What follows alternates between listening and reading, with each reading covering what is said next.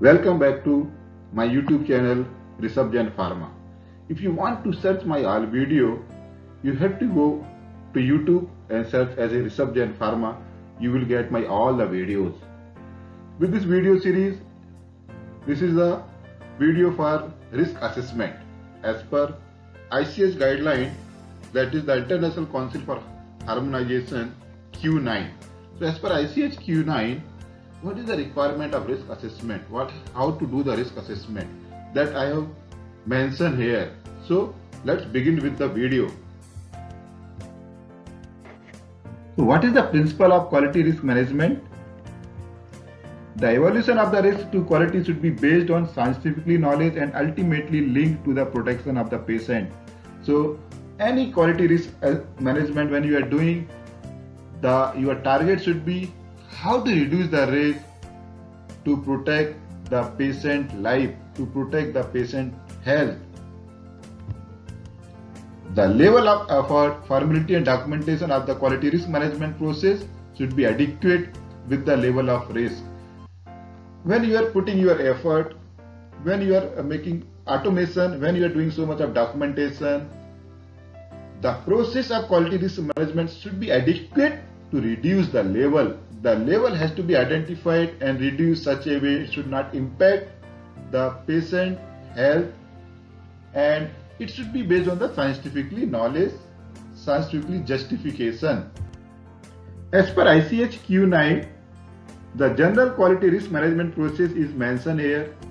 First step is initiate quality risk management process. How to initiate the quality risk management process?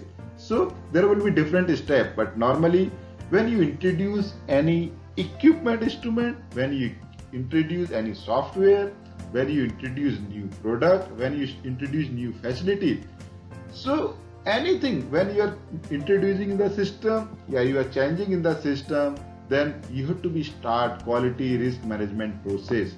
Normally in the pharmaceutical organization, when you are change anything, when you introduce anything, the change control process is required. So the organization is doing risk assessment during the change control. Normally change control is divided into two parts, minor and major. Here I am discussing when your change control is major change control, then risk evaluation has to be done. So how to do the risk management? First you to do the risk assessment. What is the risk? Then risk control. How to control this risk? When you control the risk, and after the controlling, you have to be review your events. What you have controlled is acceptable, is not acceptable. So risk assessment. Risk assessment, how to do it? You have to identify it for the risk based on the experience, based on the theoretical knowledge. Then analyze the risk. How severe this risk, and after the evaluation you have to evaluate. After the analysis you have to evaluate the risk. So after the evaluation you can identify this risk how is severe. Then you have to be control the risk. So this risk reduction means you have to put the mitigation plan. You have to do automation in the system. When you reduce the risk, again you have to check this risk is acceptable, is not acceptable. It is not. If it is not acceptable, again the risk assessment process has to be started. When it is acceptable, then you, after the implementation all the mitigation plan, you have to be review all the events, you have to review your risk. If you review your risk, you identified the risk is still in higher side, and what we concluded is it is not matching, then again you have to be do the risk control. So this is the complete process for general quality risk management process. Here mention risk communication, and here is risk management tools. You have to be use different risk management tool. I will discuss in the next slide.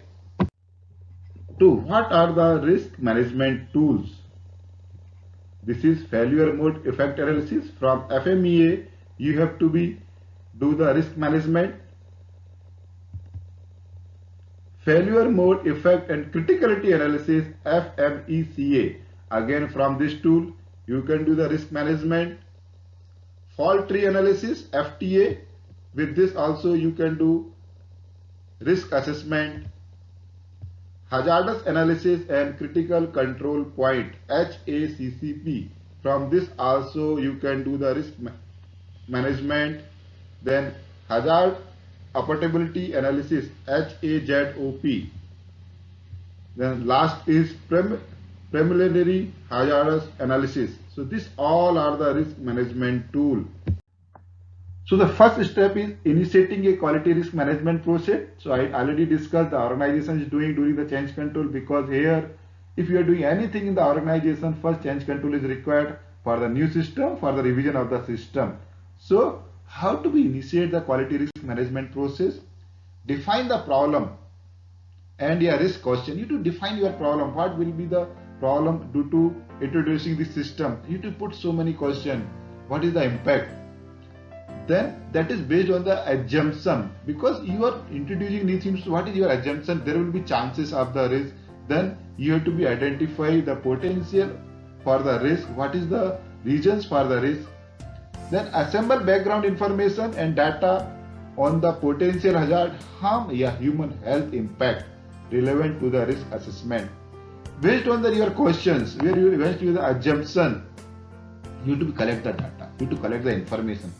Based on the information, you have to decide potential hazard of the risk, how much it is harm to the health of the patient, and what will be the risk. Then identify a leader and necessary resources. When you identify the risk, then the next step is why the risk is coming. What is the leader? What is the main source of the risk? Leader means what is the main source? What is the leading of the risk? What is the reason which are leading of the risk? That necessary resources has to be identified. Then specify a timeline, deliverables and appropriate level of decision making for the risk management process. Then after that, you have to be specify timeline when you are going to mitigate this all the risk. What will be deliverable and appropriate level of decision making for the risk management process? So how to be do so much of documentation, mitigation plan to reduce this risk. So how to do the risk assessment? This is the first step. The risk assessment as per the table of the Q9. What might go wrong? So when you introduce anything, what may be chances of the should be go wrong? Then what is the likelihood it will go wrong? So what is the probability? What is the probability it will go wrong? Then what are the consequences? What is the severity? So these all are the risk assessment process. When you are doing the risk assessment, this 3 points has to be considered. So how to identify the risk?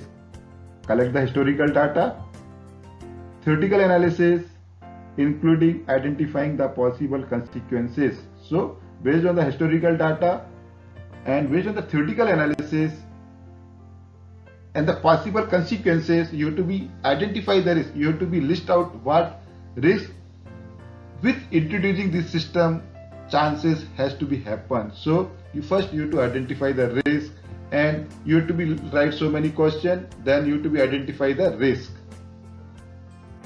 The next step is risk analysis and evaluation. So normally industries in using FMEA RPN. RPN is risk priority number. In this RPN, you have to be check severity, occurrence and detection. Based on that severity, occurrence and detection, you have to identify the risk priority number. Different industries, based on the risk priority number, they decide this risk is minor, major, or critical.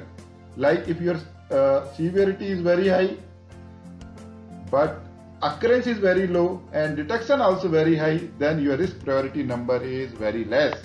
So if the risk priority number is very less, not required to do so much of mitigation plan. But if severity is high, occurrence is also high, but detection is very low. Always detection is the opposite. If your risk is high, it means severity is high, your occurrence is high. But if the detection is low, then you are saying the risk is high. So That is severity, occurrence and detection. Based on that you can decide the risk priority number, and based on the risk priority number you can decide your risk is major, minor, critical. Now the next step is risk control. After the risk control you have to be review your process. So the risk control include decision making to reduce and accept the risk. How you can do this, or there will be 3 points I have mentioned here.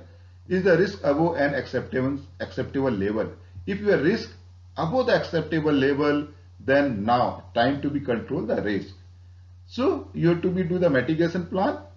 If you do the automation, based on the automation also you can control the risk.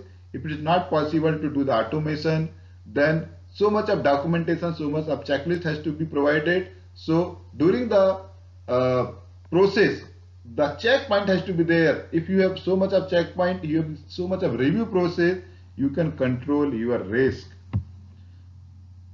What can be done to reduce or eliminate the risk? If possible, like I discussed, elimination with the automation, it is not possible, then you have to be put so many checklists, so many documentation, so many review process to control the risk. What is the appropriate balance among benefits, risk and resources? So what is the appropriate balance among benefits, risk and resources?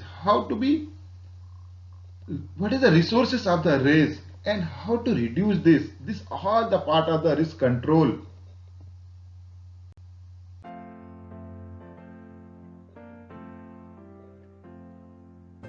So continue to the risk control and review. When you did so many mitigation plan, you have to be again review, because due to this mitigation plan, due to this automation, our new risk is introduced.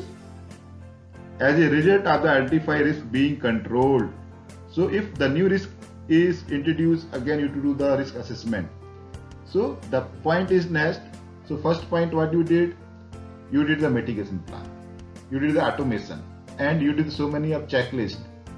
You have do the review process to control the risk. After this all the process, due to this change, due to this new mitigation plan, if you are thinking new risk is introduced, then again you have to do the risk assessment. After this complete process, now you have to monitor output results. When you are doing completed all the mitigation plan, implemented everything, now the result has come, again you can check due to these results what is the risk. If you are thinking yes, due to this all the mitigation plan, all the automation, there will be no risk. Now you have did proper risk control. Again you have to review this process for next 3 months, 6 months.